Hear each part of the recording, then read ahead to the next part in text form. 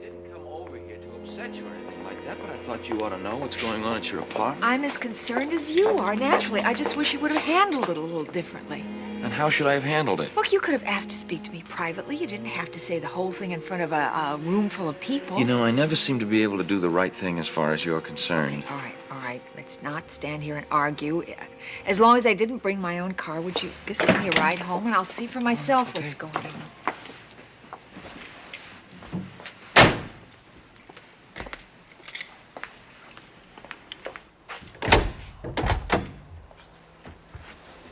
Going on. There's a party going on over there.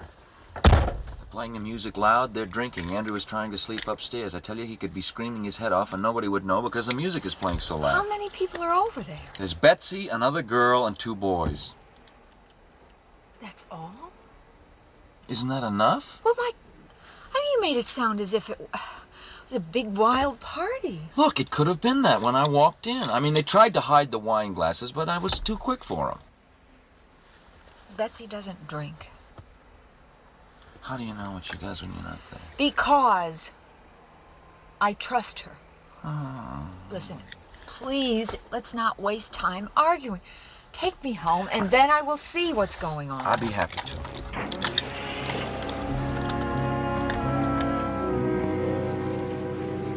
I knew he was upset when he left the house, but there really wasn't anything going on here. I just had a couple of friends over from school. Yes. Okay. Thank you. Bye-bye. Was that Kim? No, it was my grandmother. Dr. Dixon went straight over to the Hughes' house after he left here and told them there was a wild party going on. What a creep. Really? And him and Kim are on their way over here right now. Listen.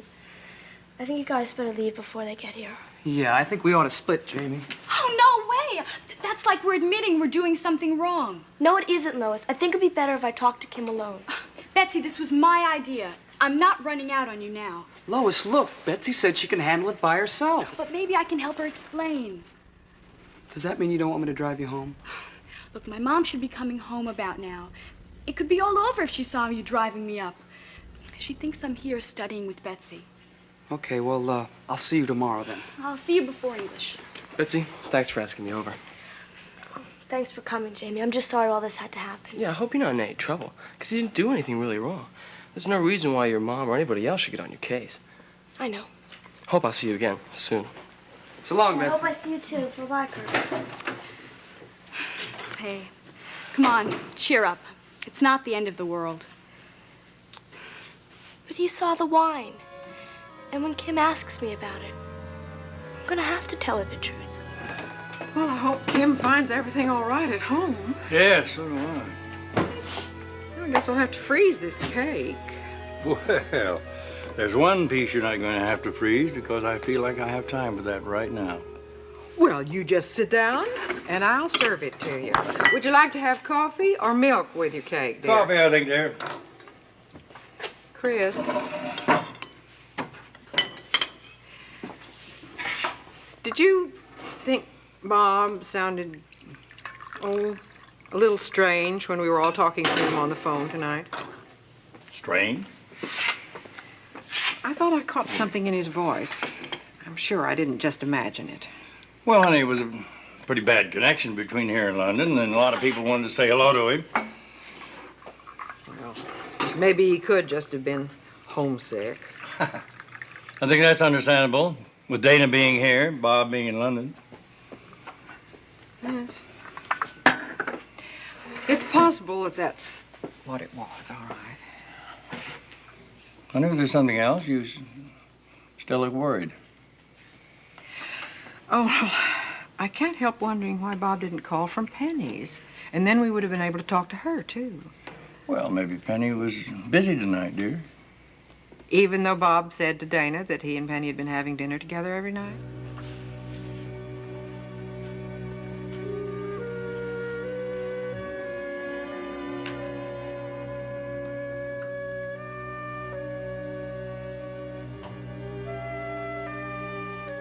Betsy, sit down, will you? I can't help it. They're gonna be home any minute. You've got to try to stay calm. You're going to make yourself nervous walking around like that. In fact, you're making me nervous, too. Nothing like this has ever happened to me. Kim and I have never had any problems. Are you serious? She's always trusted me, and I wanted to keep it that way. Well, it was bound to happen sooner or later. It always does when you try to stand up for your rights. Oh, you should hear some of the arguments I have with my mom. That's why I'm grounded and I can't date on school nights. I wish I told her that Kirk and Jamie were coming over before she left. Hello, girls. Hi, Kim. Hi, Mrs. Stewart. Did you have a nice time with your friends? Yes, I did, thank you. John, thank you for driving me home. Anytime. I can handle things from here on in. Yeah, I'm sure you can. I'd just like to check on Andy. I think we should see if he's all right. He's fine. I just gave him some milk. He's awake then? He was just for a minute, then he went right back to sleep. Well, it won't hurt if I take a look at him.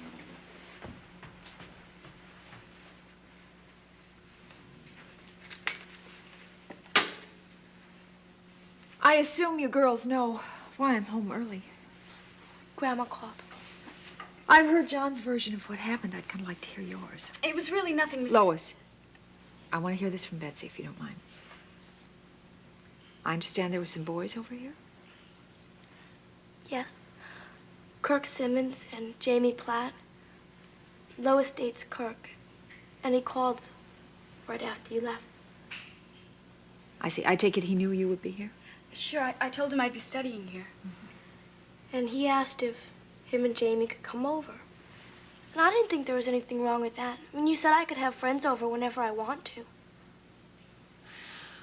Well, I'm not saying that there was necessarily anything wrong with his being here. It's just that I wish you had called to get my permission. Then at least I would have known what was going on. I'm sorry. I really wasn't thinking, I guess. Was the music playing terribly loud when John got here? Kind of. Oh, it wasn't as loud as it was before, though. Before what? Well, you see, we turned the music up so we could dance. But then I asked Kirk to turn it down lower so we wouldn't wake Andy up. Do you think you could have heard Andy if he'd been crying? Oh, sure we could have. Betsy even went up and checked on him. And what about the fact that John said he found some half-empty wine glasses?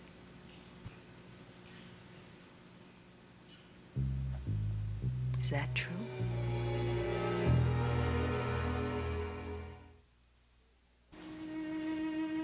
Yes, it's true. Kirk and Jamie brought over half a bottle of wine. But I didn't drink any of it. Good, I'm glad you didn't. And I appreciate your honesty about it.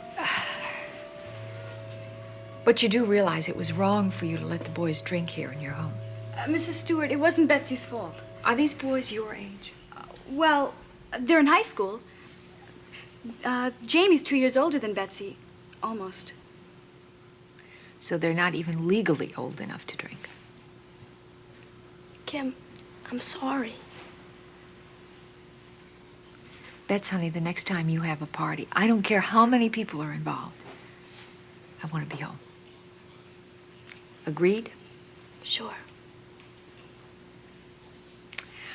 Okay, I'm going to go up and check on Andy myself, and then I'm driving you home, Lois. Oh, thank you, Mrs. Stewart.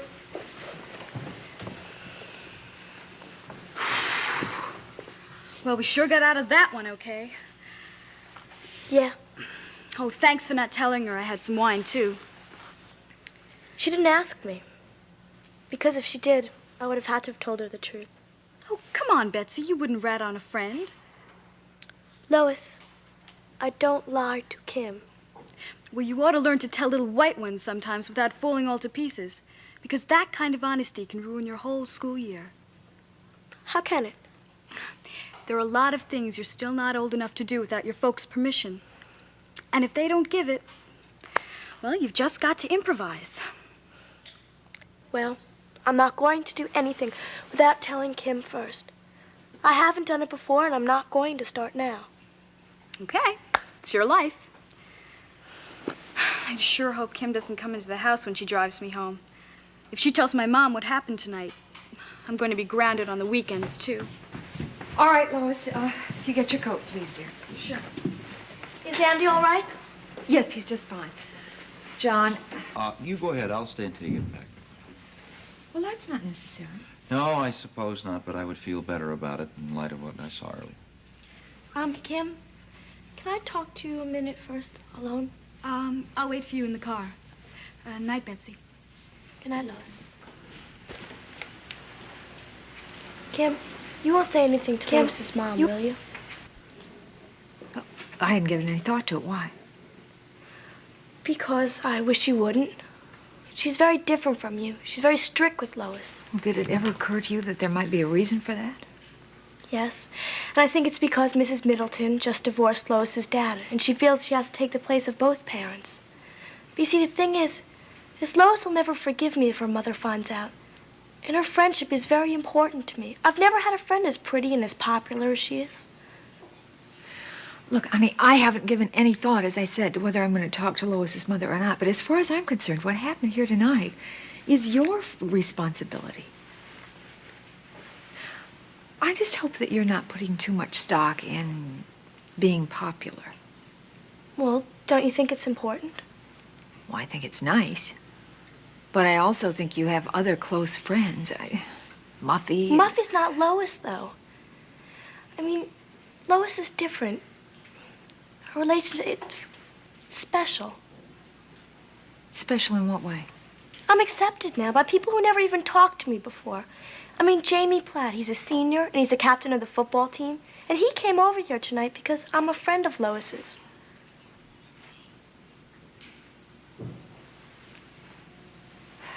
I'll be back. Just a bit.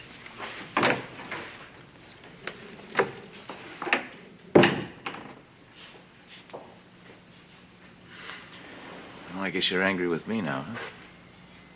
No. I knew you'd tell Kim. Well, I hope you know that the reason I did that was concern over Andrew. I also think there's another reason. What reason do you think? You did it because I'm Dan Stewart's daughter. You never liked my father. You never liked me either.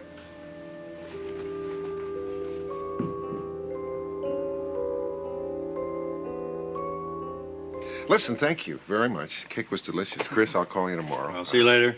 Mary, Don, nice seeing you. Good night. Night. So long, Ralph. So long. Oh, dear. Nancy, it's all right. It's just, he is still a friend. Of course he is. I know that.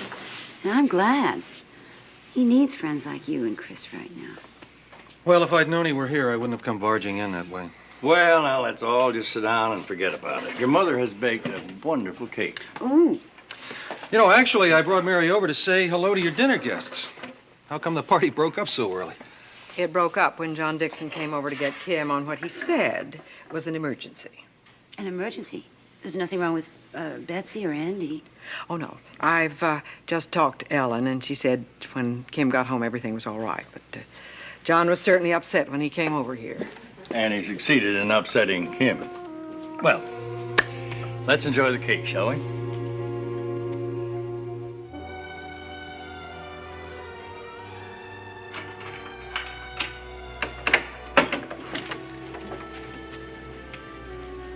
hope you don't mind. I thought it would be a nice night for a fire.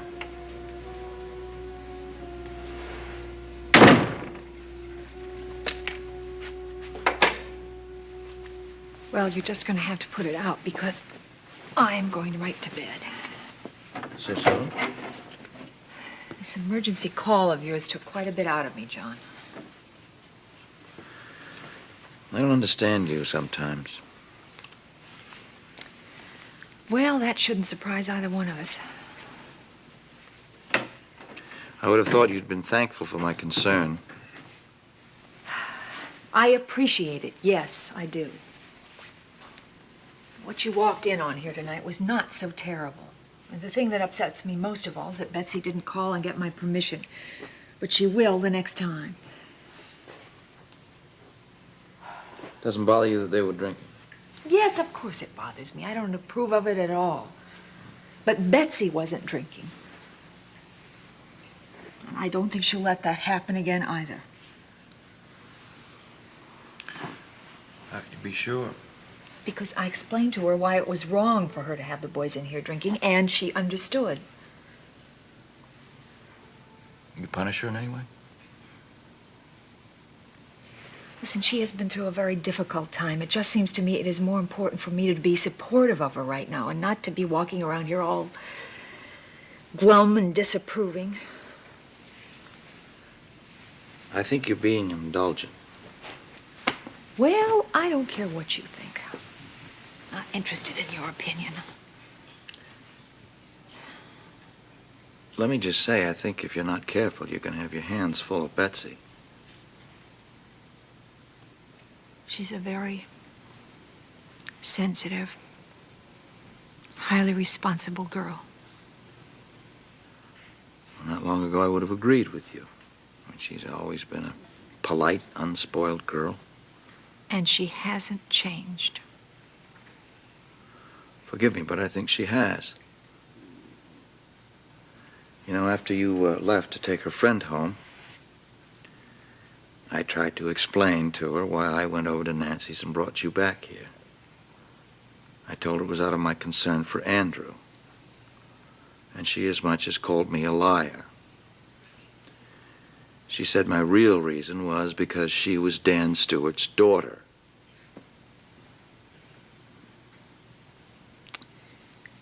She has an incredible insight for a girl her age.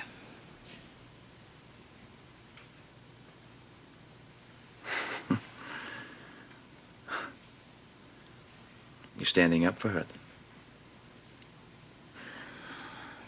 Only because I feel as if you take particular delight in upsetting me for almost the same reason. It's almost as if you feel you have to get back at me because I fell in love with Dan and married him.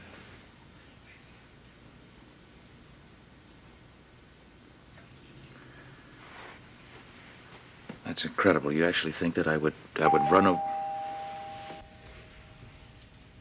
Excuse me. Hi. Hi. I'm sorry to barge in like this. I was in town for a meeting. I thought I'd come in and say Oh, hello. hi. I'm glad you did. Come on Good. in. Hi, John. Oh, I hope I'm not interrupting anything. No, no, you're not. John was just leaving. Right. Nice to see you again, Valerie. Yes. I'll keep in touch.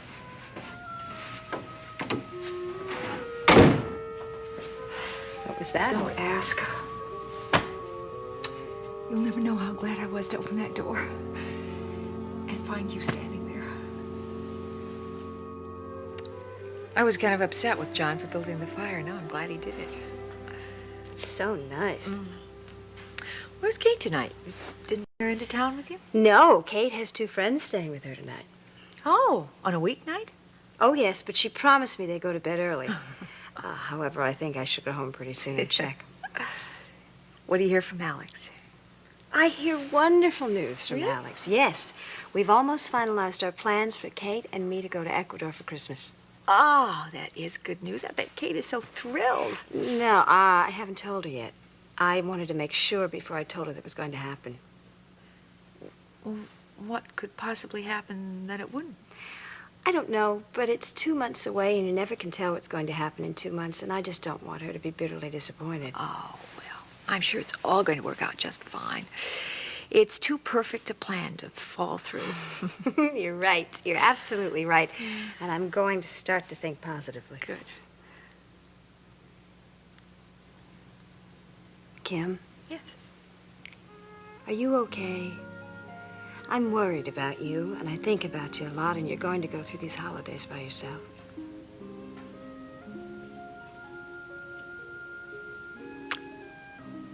I'm just fine. You know, I really believe in getting the most joy out of life that you possibly can. And that, and the happiness of my children and my friends, that's as important to me as it ever was. I suppose, in a way, it's even more important right now. You're an amazing woman. No, I'm not. Not at all. You know, something happened tonight that really upset me. You feel like listening to it? I mean, just between you and me? Yes, absolutely. Please tell me. Nancy invited me to come over for dinner tonight, and I accepted. I left Betsy and her girlfriend here to take care of Andy. They said they were going to study. It seems that a couple of boys came over, and they turned on the stereo, and they started dancing. And then John stopped by to check up on Andy, and unfortunately he found them here dancing and having a party. So, of course, he came right over to Nancy's to tell me what was going on. Wait, because 4 kids were dancing? Well, the thing is, he found glasses half full of wine here. Oh. Betsy admitted that the boys brought the wine. She supplied the glasses. Now, do you think Betsy was drinking? Oh, no, not this time, but I just can't help but wonder if it's going to stop there. Think she's getting in with a bad crowd, kid? I certainly hope not. I trust her judgment in most things, but it seems so important to her to be popular. I think Betsy is going to be just fine. Hope so. Thanks for listening, kiddo. Oh, just any time. I meant to ask you, how is Ralph doing these days? Well, you know he broke up with Mary. Yeah, I know. I've noticed. I can see that he's very unhappy. I'm worried about him. He's very lonely, and he's trying to pretend very hard that he's not lonely. So he seems to be throwing himself into work to try to forget Mary or forget everything he had.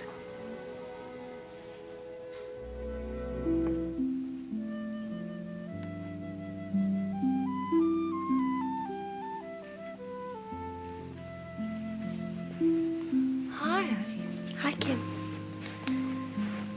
Oh, I didn't know you were awake. You could have come down and say hello to Valerie. I knew she was here. I just didn't feel like seeing anybody tonight. I see. Kim? There's something that I want to tell you before I go to bed. What is it? Well, I didn't exactly lie to you tonight. But I didn't tell you the whole truth either. Really? I knew that Lois had asked Kirk and Jamie to come over before you had left for the Hugheses.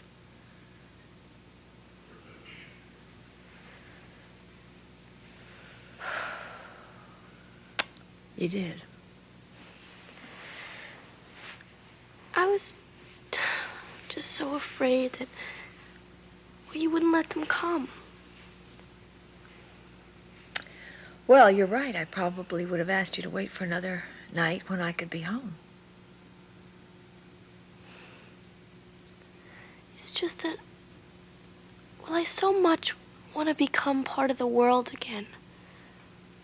I want the kids at school to like me, and not think of me as different or dull. Sweetheart.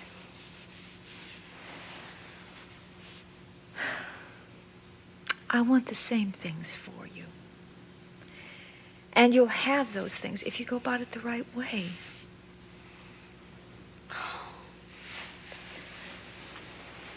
It's just, I'm so confused about so many things now. About who I am, and what I can count on. And I have to find these things out. Oh, honey, I just think you're being a little impatient. I want to know something. If I'm so confused about myself. How can I trust someone else?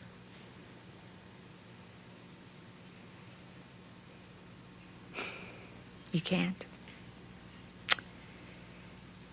You have to know yourself, sweetheart. And that's a choice that we all have to make. And what you're going through really isn't terribly unusual. It isn't? I'll tell you something else. As long as you and I can be so honest with one another, the way we are right now, we're going to be just fine.